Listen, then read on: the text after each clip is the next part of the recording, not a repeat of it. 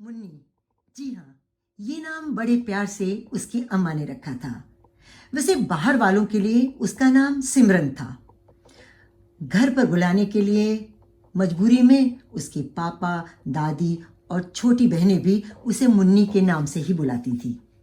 पापा और दादी को तो मुन्नी से ये तकलीफ थी कि ये लड़की बनकर क्यों पैदा हुई। अरे, लड़का बनकर भी तो पैदा हो सकती थी, घर की पहली बच्ची जो थी। चलो, लड़का बनकर नहीं पैदा हुई तो कोई बात नहीं, अरे गोरी बनकर पैदा तो हो सकती थी। अब तो दहेज भी दुगना देना पड़ेगा। घर वालों को बाकी दो बहनों से कोई प्रॉब्लम नहीं थी क्योंकि वो गोरी जो थी।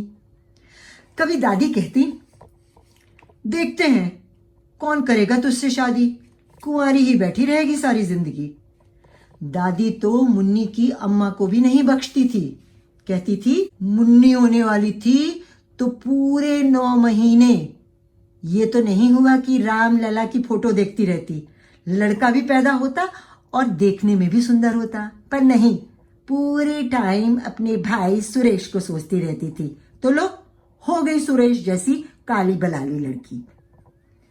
14 साल की मुन्नी ये नहीं समझ पाती थी कि लड़की के रूप में पैदा होकर उसने आखिर क्या गुनाह किया, पर जल्दी ही उसे ये गुनाह समझ में आने लगा। लड़के वाले गोरी बीवियां चाहते थे और वो भी मालदार बीवी, और अगर लड़की काली हुई तो दहेज की राशि दुगनी हो जाती थी। पापा और बहनें भी बस मुन्नी को बर्दाश्त कर लेते थे।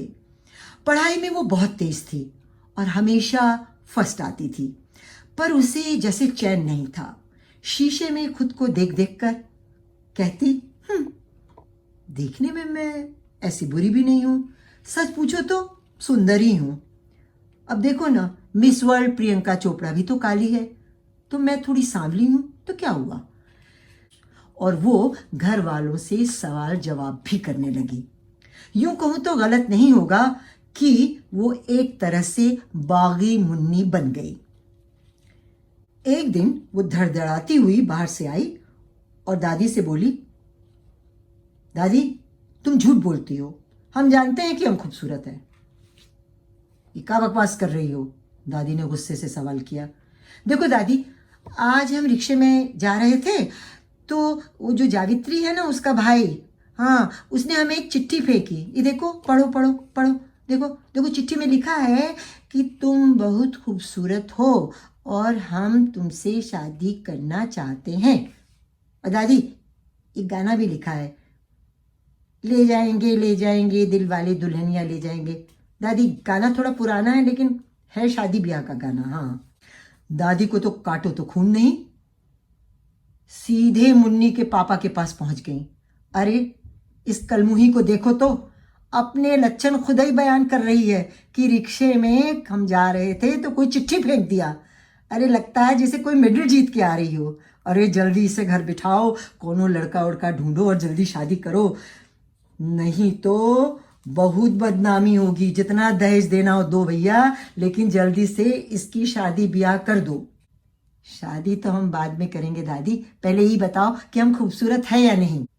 माँ बेचारी जितना भी कहे कि बिटिया तुम बहुत खूबसूरत हो, लेकिन उसे तो दादी से ही सुनना था कि वो खूबसूरत है। बहरहाल धीरे धीरे मुन्नी को ये समझ में आ गया कि वो देखने में भी अच्छी है और उसका दिल उससे भी ज्यादा अच्छा है। स्कूल कॉलेज में पढ़ी हर बात को वो सच समझती थी और उसकी कोशिश ये होती थी कि कुछ भी हो जाए, जो चीजें, जो आदर्श उसने स्कूल और कॉलेज में सीखे थे, पढ़े थे, उन पर वो अमल भी करना चाहती थी। मसलन उसे ये पता था कि दहेज लेना और देना दोनों गैर कानूनी है। बस उसने ठान ली, दहेज में एक भी पैसा वो ससुराल वालों को नहीं लेने देगी। लड़के दिखाए जाते और वो रिजेक्ट करती जाती दहेज की वजह से। कहती, जो देना हो मुझे दो, हमें तुम्हारी बिटिया, दूसरे को काहे दोगी। तो कुंवारी ही बैठी रहोगी सारी जिंदगी। बहुत गलती हो गई जो तुम्हें बीएचयू पढ़ने भेज दिया, और वो भी हॉस्टल में रहने के लिए। यहीं खमरिया में रहकर थोड़ा बहुत पढ़ लेती, ये 1.5 गज की जबान तो नहीं चलती, उसके पापा ने कहा। लेकिन पापा, वो तो हम पढ़ाई में बहुत अच्छे थे, हमें स्कॉलरशिप मिलने लगी, तब ना आपने हमें भेजा हॉस्टल में। पापा, उस समय तो आप बहुत खुश थे कि हमारी बेटी डॉक्टर बनेगी, हमारे रिश्तेदारों में हमारा नाम होगा, और अब आप गुस्सा हो रहे हैं। पापा और मुन्नी की बहस को खत्म करने के लिए उसकी अम्मा ने प्यार से बिटिया को समझाने की कोशिश की। देखो बेटा, अपने पापा से ऐसे नहीं बोलते, तुम बहुत सुंदर हो, बहुत खूबसूरत हो, बस 2 काम करो, चट मंगनी पट ब्याह हो जाएगा। सच अम्मा? क्या करना होगा? देखो बिटिया, तुम मंगलीक हो, मतलब कि तुम्हारा मंगल ग्रह खराब है, समझी? तो हर मंगल का व्रत करो। जल्दी ही कोई लड़का तुम्हें ना पसंद करे तो मेरा नाम बदल देना। बस उसी लड़के से शादी से ज़रा पहले हम तुम्हारी शादी पेट से करा देंगे, ताकि मंगल ग्रह का जो भी बुरा असर हो तुम्हारे पति पर न पड़े, उस पेट पर पड़े। ठीक है अम्मा, जैसी तुम्हारी मर्जी। और सुनो बेटा, एक बात और, तुम्हें हर शुक्रवार 3 महीने तक संतोषी माता का व्रत करना पड़ेगा। 1 टाइम खाना और खट्टा बिल्कुल नहीं खाना होगा। जी अम्मा, ठीक है, हम कर लेंगे, नहीं तो उसका उल्टा असर हो जाएगा बिटिया। ठीक है अम्मा। अभी 4था शुक्रवार ही बीता था कि एक डॉक्टर का रिश्ता आ गया। पापा बड़े खुश, बोले, अरे डॉक्टर का रिश्ता आया है और वो भी बिना दहेज के शादी करना चाहता है, वो भी 2 दिन में। मान जा बिटिया, मान जा। मुन्नी ने थोड़ी धीमी आवाज में अम्मा से कहा, अम्मा ज़रा हम चेक करेंगे, हमें जांच पड़ताल कर लेने दो। हाँ।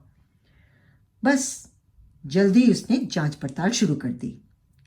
पता चला कि बारात किसी और शहर से आई थी, दूल्हा जो था डॉक्टर था, और शादी की हर रस्म के पहले उसके घर वाले लड़की वालों से कोई ना कोई नई डिमांड कर देते थे। कभी गहनों की, कभी कैश की, कभी स्कूटर की और कभी कार की। और डिमांड करते करते जब फेरों का वक्त आया तो लड़के के माँ बाप ने मकान की डिमांड कर दी। बस दुल्हन को आ गया गुस्सा और उसने कहा, नमस्ते दूल्हा जी, आप अपने घर वापस जाइए, हमें आपसे शादी नहीं करनी है। आप हमारे माँ बाप को क्या भिखारी बना के जाएंगे? अब अपनी इज्जत बचाने के लिए डॉक्टर दूल्हा मुन्नी से शादी करने के लिए राजी हो गया बिना दहेज के। मुन्नी को बहुत गुस्सा आया, तो डॉक्टर मजबूरी में हमसे बिना दहेज के शादी कर रहे थे, कोई उसूल नहीं है उनके। उसने क्या किया, मीडिया को बुलाया, डॉक्टर के घर वालों को शर्मिंदा किया और फिर खुशी खुशी अपने घर वापस आ गई। दादी और पापा ने उसे बहुत भला बुरा कहा। दादी ने तो ये भी कहा, अरे बैठे बैठाए दूल्हा मिल रहा था, कमबख्त मारी ने अपने पैरों पर खुद ही कुल्हाड़ी मार ली। अब देखते हैं बिना दहेज के कौन शादी करता है। हाँ, फिक्र नहीं करो दादी, जिसके घर जाऊंगी बिना दहेज के ही जाऊंगी। हाँ, बता दिया, जानती हो ना, दहेज लेना और देना दोनों गैर कानूनी है। कुछ समय बाद घर वालों को उड़ती उड़ती ये खबर सुनने को मिली कि मुन्नी को कोई लड़का पसंद आ गया है। मुन्नी की माँ ने अपनी बिटिया से धीरे से पूछा, मुन्नी बिटिया, ये क्या सुन रहे हैं, तुम्हें कोई लड़का पसंद आ गया है क्या? हाँ माँ, वो हमारे साथ ही पढ़ता है हमारे मेडिकल कॉलेज में, बहुत अच्छा लड़का है। और हाँ अम्मा, वो कोई दहेज वहेज भी नहीं चाहता है, अम्मा करा दो ना उससे रिश्ता। दादी भी सुन रही थी, बोली, क्या नाम है उसका? दादी उसका नाम है सलमान। है? सलमान खान? अरे ये तो कमाल हो गया बिटिया, फिल्म वाले सलमान खान। अरे नहीं दादी, आप भी कुछ भी कहती रहती हैं, अरे हजारों लड़कों का ये नाम होता है। अच्छा, पर सलमान ये तो मुसलमान लोगों का नाम होता है ना, हम सब जानते हैं। हाँ, सलमान, रहमान, सुलेमान, ये सब मान वान जिनमें लगा होता है ना, सब मुसलमान होते हैं। दादी ये भी कोई ज़रूरी नहीं है, अब ये यजमान, हनुमान, ये तो हिंदू नाम है ना। हाँ, अब ये तो मुसलमान नाम नहीं है ना। हाँ, ये भी सही कह रही हो बिटिया, बिल्कुल सही कह रही हो। तो क्या ये सलमान हिंदू है? अरे नहीं नहीं दादी, ये तो है मुसलमान। अरे हाय हाय, बिरादरी में हमारी नाक कट जाएगी। अरे बेटिया ये क्या कर रही हो, ये क्या लोग कहेंगे, दुनिया क्या कहेगी। दादी, सलमान खान के नाम से तो आप बहुत खुश हो रही थी। अरे मुसलमान है पर आपकी हमारी तरह वो भी इंसान है। 2 हाथ हैं, 2 पैर हैं, 2 कान है, 2 आंख है। अरे बड़ी बेशर्म लड़की है। अरे ये लोग मांस भी खाते हैं और इनका धर्म अलग है, समझी बिटिया, समझी। देखो दादी, आप ये जो रोज भजन गाती है ना, ईश्वर अल्लाह तेरो नाम सबको सन्मति दे भगवान, तो दादी ये अलग अलग होते हुए भी ऊपर वाला तो एक ही हुआ है ना। तो बताओ फिर तुम ये क्यों गाती हो? अगर तुम मानती हो कि सब कुछ अलग अलग है तो फिर ये भजन क्यों गाती हो? चलो मैं ये बता दूं। और अम्मा, वो मांस खाते हैं लेकिन हम तो बाद में भी नहीं खाएंगे। अरे बिटिया, जरूर संतोषी माता का व्रत तुमने फिर तोड़ दिया होगा, फिर तुमने कुछ खट्टा खा लिया होगा जो मुसलमान से नैन मटक्का कराई है। देखो दादी, शुक्र करो तुम्हारा दहेज बचा दिया, उल्टा सलमान हमें दहेज देगा। हाँ, हक मेहर हमें मिलेगा, समझी दादी। अब ये दहेज की तरह ही होता है, यही समझ लो। वैसे हम उसे ये हक मेहर माफ कर देंगे, क्योंकि दादी तुम तो जानती हो हमें न दहेज देना अच्छा लगता है और न दहेज लेना। अरे हाय, अब हम तुम्हारे दादा को ऊपर जाके क्या मुंह दिखाएंगे बिटिया। अरे हे भगवान, हमें ऊपर बुला लो। दादी, अब हम जा रहे हैं हॉस्टल, खुशी खुशी हमें भेजो।